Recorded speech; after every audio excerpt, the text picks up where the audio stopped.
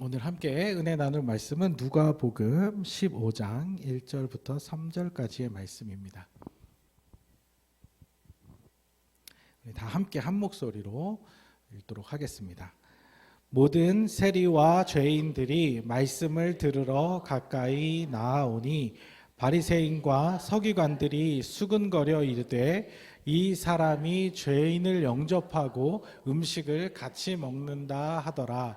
예수께서 그들에게 이 비유로 이르시되 아멘.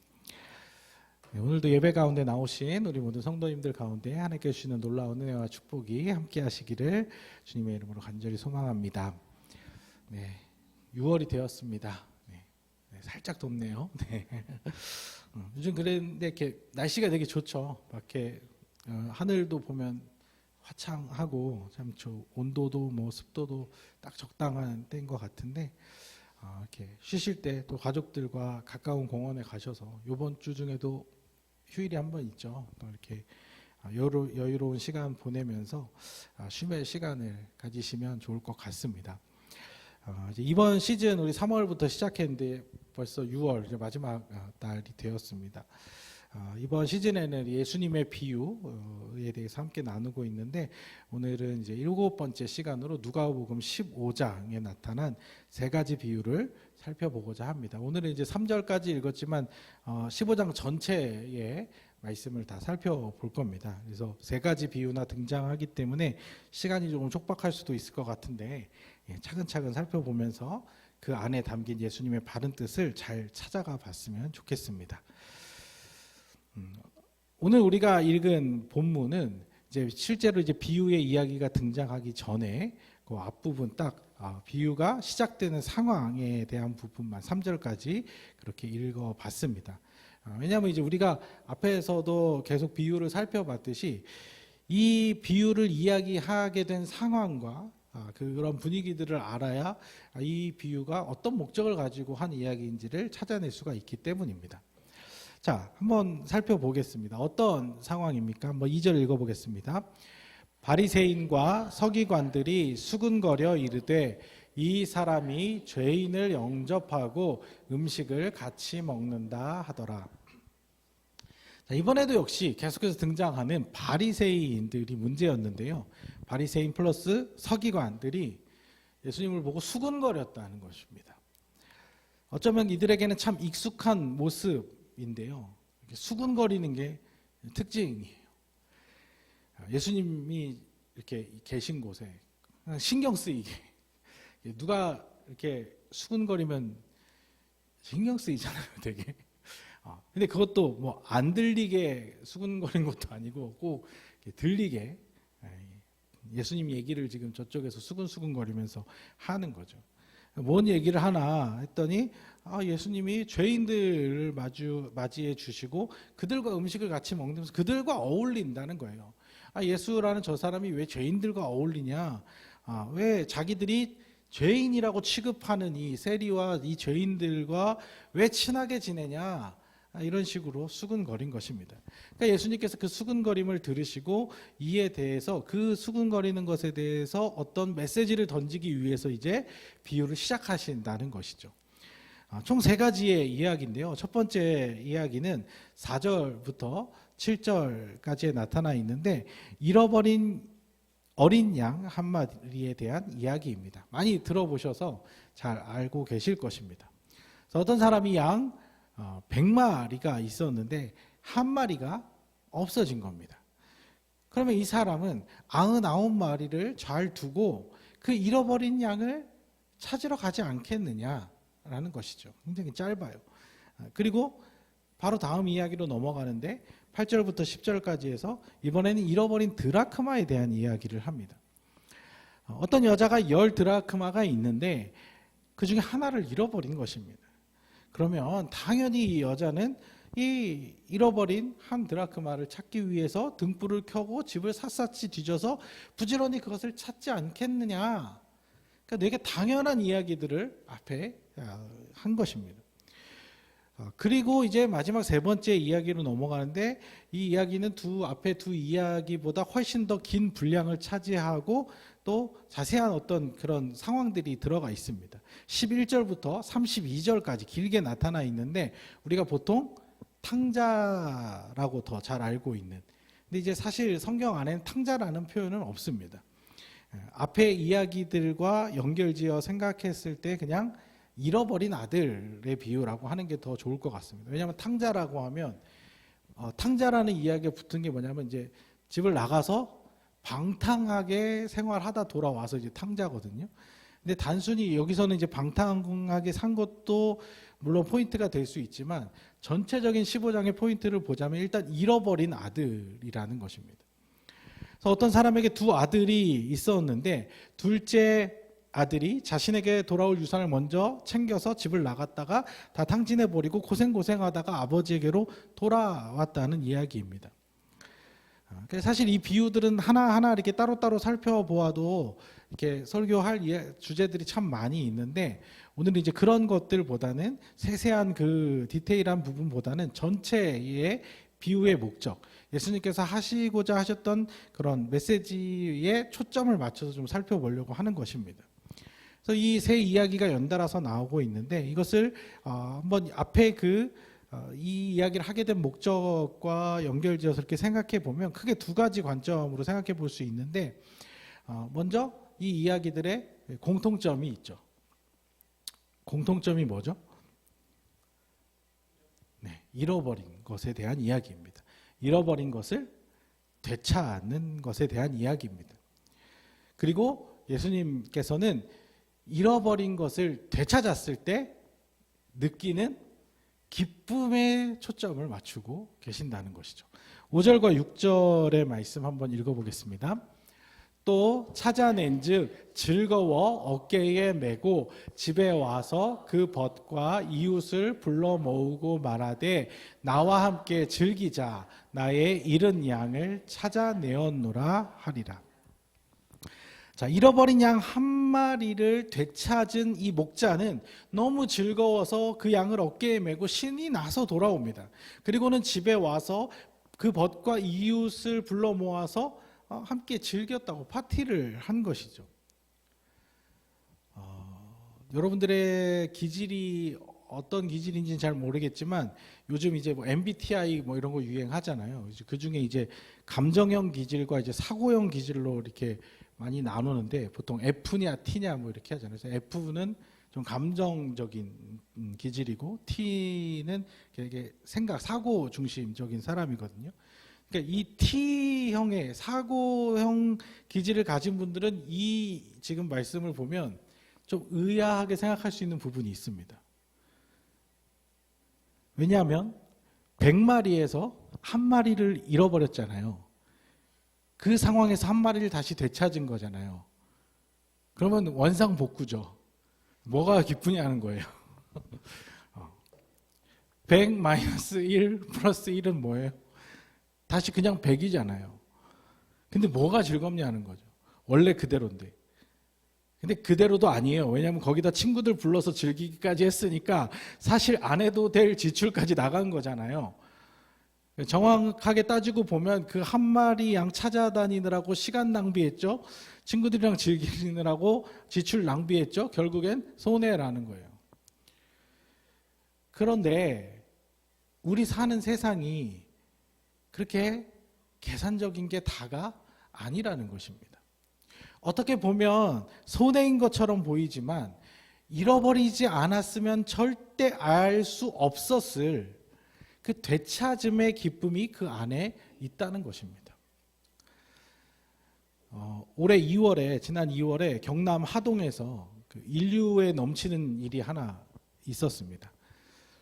한 국밥집 사장님이 자전거를 타고 저녁에 가다가 주머니에서 돈 뭉치를 길에 떨어뜨린 거예요. 무려 122만 원의 현금 뭉치를 떨어뜨린 거예요. 이 사장님은 자기 돈이 떨어진 줄도 모르고 있었어요. 그런데 잠시 후에 그 길을 걸어가던 한 여고생이 그 돈 뭉치를 발견하고서는 얘도 당황스러우니까 이걸 어떻게 해야 될지 막 망설이다가 결국엔 경찰서로 가지고 가서 주인을 되찾아주고 싶다고, 그래서 거기 CCTV를 다 돌려서 확인해가지고 결국 이 사장님께 그대로 다 돌려줬다는 것입니다. 그래서 이 사장님은 이 여고생에게 너무 고마우니까 사례를 따로 해주고, 그러면서 앞으로 자신의 국밥집에서 평생 국밥을 무료로 먹게 해주겠다고 얘기를, 그래서 이 방송이 이렇게 나왔어요. 자, 이 국밥집 사장님은 사실 잃어버린 자기 돈을 그냥 되찾았을 뿐이죠. 괜히 근데 떨어뜨리는 바람에 사례비 줘야 되고 국밥비도 나가야 되는 거죠. 근데 과연 이 사장님이 이런 지출이 원치 않는 지출이 생긴 것 때문에 기분이 나빴을까요? 기분이 상했을까요? 아니죠. 방송에 나오는 사장님의 모습은 시종일관 웃으면서 그 여고생에게 되게 감사한 마음을 표하고 있었습니다. 이것이 바로 되찾음의 기쁨이라는 것입니다. 잃어버리지 않았으면 알지 못했을 뜻밖의 기쁨이라는 것이죠. 드라크마를 잃어버린 여인도 마찬가지입니다. 9절 읽어보겠습니다. 또 찾아낸즉 벗과 이웃을 불러 모으고 말하되 나와 함께 즐기자, 이른 드라크마를 찾아내었노라 하리라. 최대 수혜자는 벗과 이웃들이에요. 가만히 있다가 얻어먹게 된 거죠. 아니, 자기가 잃어버린 돈 되찾은 것뿐인데 뭐가 좋다고 이렇게 즐기기까지 합니까? 근데 그게 아니라는 거죠. 그 알 수 없는 기쁨이 있다는 것입니다. 그 이 기쁨을 도저히 이해하지 못하는 이 사고형 인간, T형 인간이 한 사람 또 등장하는데, 그게 누구냐면 큰형이에요. 큰형. 첫째 아들. 아버지는 잃어버린 둘째 아들이 돌아옴으로 인해서 너무 기뻤습니다. 그래서 되찾은 이 아들에게 제일 좋은 옷을 입히고 가락지까지 끼웠어요. 그리고 살찐 송아지를 끌어다가 잡았죠. 최대 수혜자는 벗과 이웃들이고 최대 피해자는 살찐 송아지예요. 괜히 가만히 있다가 갑자기 요리가 돼버리고 말았죠. 큰 아들은 이런 아버지의 모습이 너무 못마땅했습니다. 그래서 노화였대요. 서운함에 밖에 서가지고 들어가지도 않았습니다. 큰형은 아버지에게 따지듯이 이야기합니다. 아니, 자기 유산 다 가지고 가서 다 말아먹은 이 놈을 뭐가 이쁘다고 옷을 입히고 가락지를 끼우고 송아지까지 잡냐, 이게 다 뭐냐 하는 거죠. 이 형은 아버지가 아니기 때문에 그 기쁨을 이해할 수 없는 거예요. 하지만 아버지의 입장에서, 아버지의 관점에서는 분명 이 둘째 아들이 돌아온 사건은 주체할 수 없는 기쁨의 사건이라는 것이죠. 자, 첫 번째, 두 번째 이야기에서는 등장하지 않았던 이 형의 존재가 세 번째 이야기에서 등장한 이유가 무엇일까요? 이 형이 등장한 이유가 바로 바리새인과 서기관들 들으라고 들어간 이야기인 것입니다.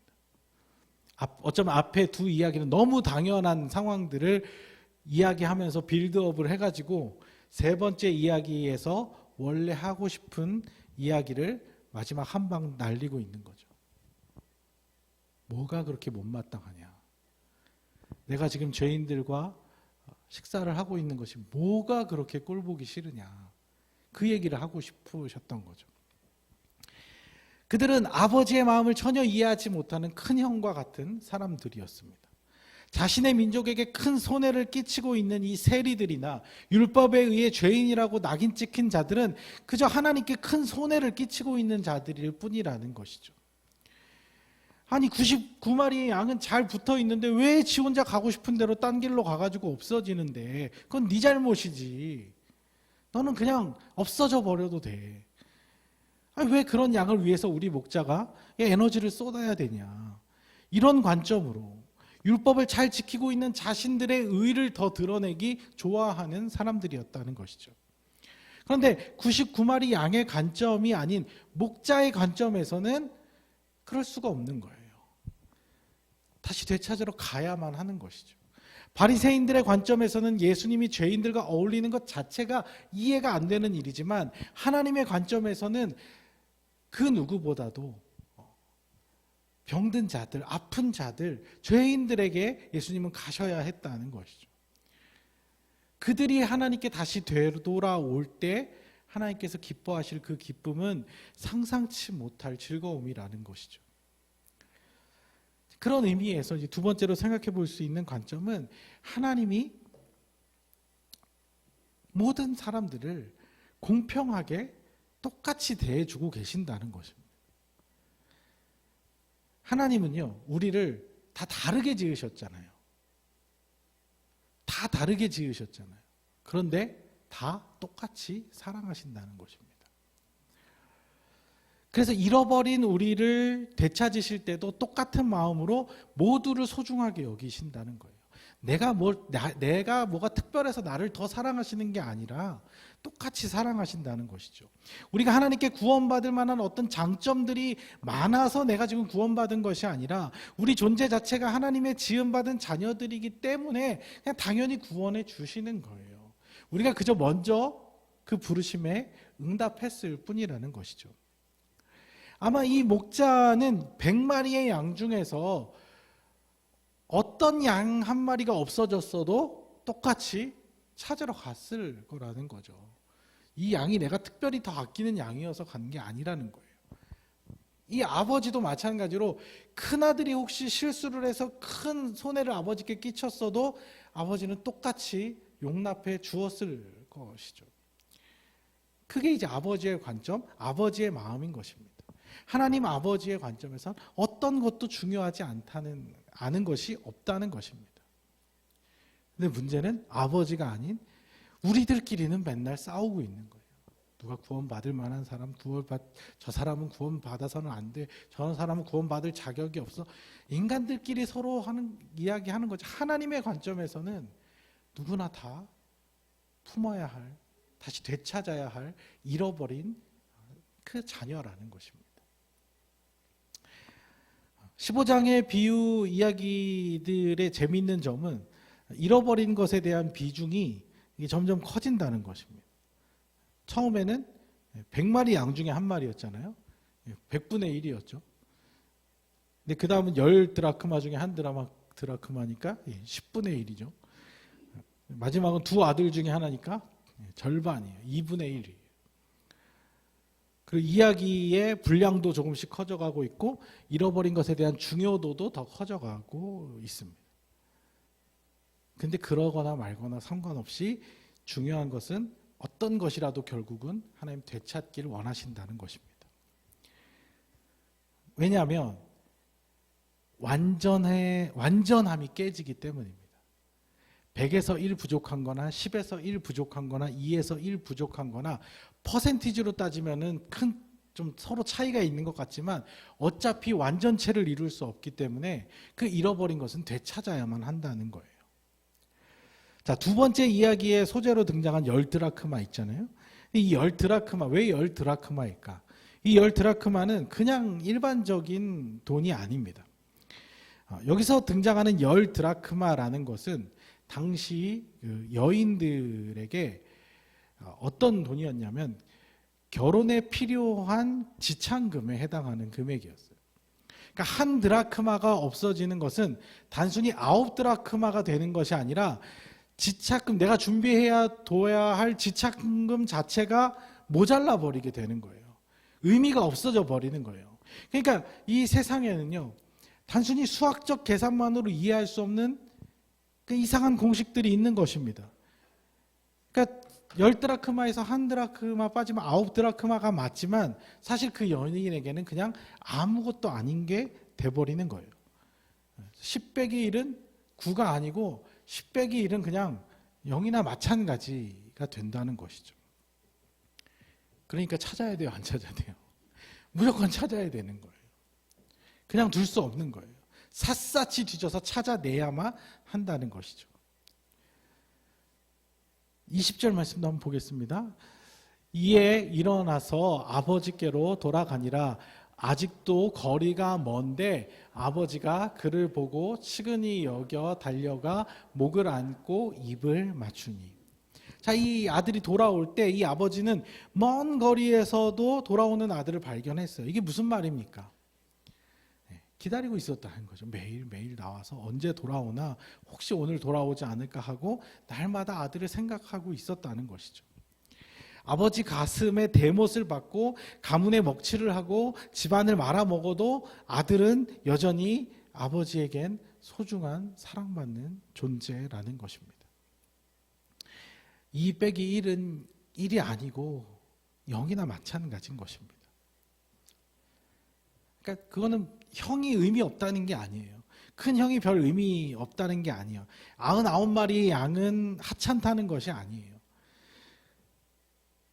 잃어버린 것을 되찾기 전까지는 절대 그 마음이 온전해질 수가 없다는 것입니다. 우리도 그렇잖아요. 뭐 잃어버리고 못 찾으면 찜찜하잖아요. 지갑을 잃어버렸는데 어디 있는지 집에 갔는데 지갑이 어디 있는지 몰라요. 차에 있겠지. 차에 갔는데 없어.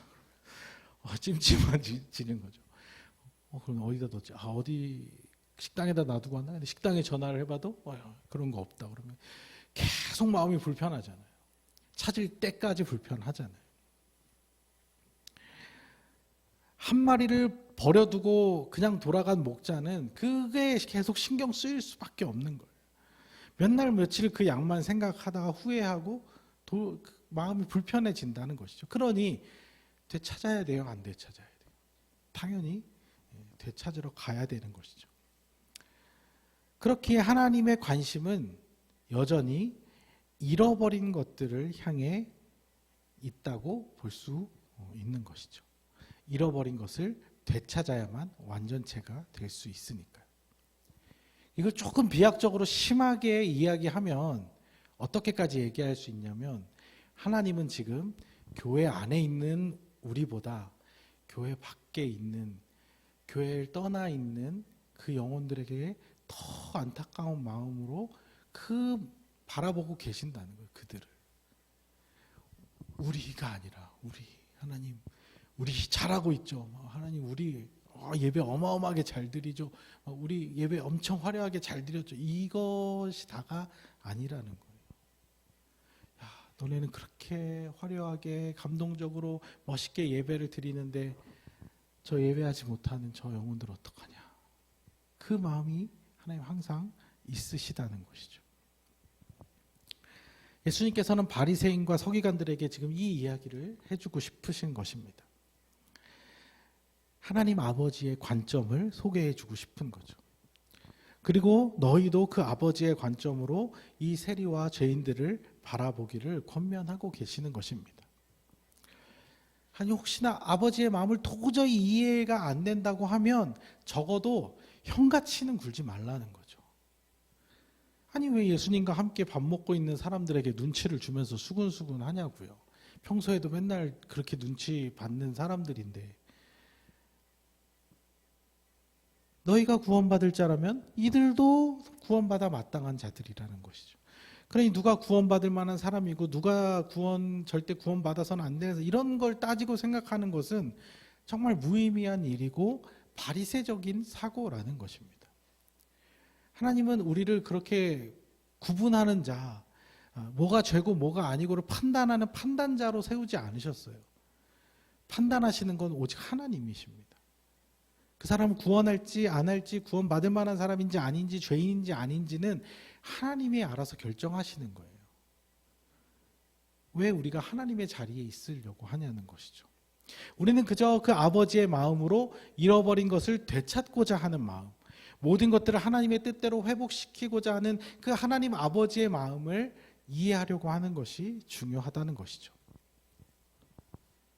자, 여러분들은 큰아들입니까? 둘째 아들입니까? 99마리 양에 속해 있습니까? 잃어버린 한 마리에 속해 있습니까?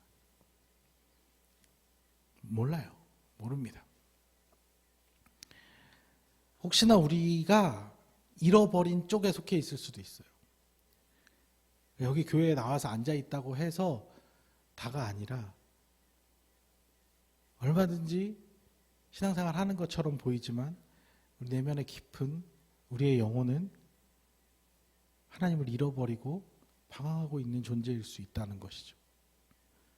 그렇다면 얼른 예수님을 되찾아야 한다는 것입니다.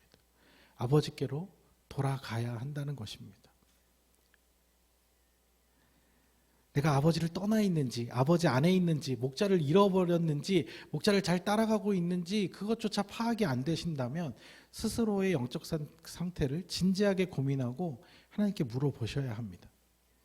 교회는 오래 다녔지만 여전히 신앙생활을 한다고는 하지만 우리 안에 하나님과의 관계가 언젠가부터 소원해지고 끊어졌다면, 하나님을 향한 갈급함이 사라진 지 오래가 되었다면, 십자가의 감격이 차갑게 식어져 버렸다면 우리가 그 한 마리 양이고 우리가 둘째 아들일 수 있다는 것입니다. 하나님은 여전히 우리를 잊지 못하고 계시며 다시 돌아오기를 기다리고 계십니다. 망설일 것 없이 돌아가셔야 합니다. 하나님 기뻐하시지 않는 생각과 선택, 삶의 태도와 가치들을 더 이상 붙잡지 말고 하나님께로 돌아가시기를 축복합니다. 그럴 때 우리의 삶도 복될 뿐만 아니라 하나님께도 큰 기쁨이 될 수 있음을 기억하시길 바랍니다. 아니면 우리가 99마리 양에 속해 있을 수 있습니다. 아버지 집에 거하고 있는 큰아들일 수 있습니다. 그렇다면 우리의 관점을 아버지의 관점으로 맞출 수 있어야 한다는 것이죠. 목자의 관점으로 바라볼 수 있어야 한다는 것이죠. 여전히 하나님께로 돌아오지 않아 방황하고 있는 영혼들에게 우리의 마음을 쏟을 수 있어야 한다는 것입니다. 당장 가서 머리채 잡고 끌고 오라는 얘기가 아니고요. 교회에 무조건 데려와서 앉히라는 얘기가 아니라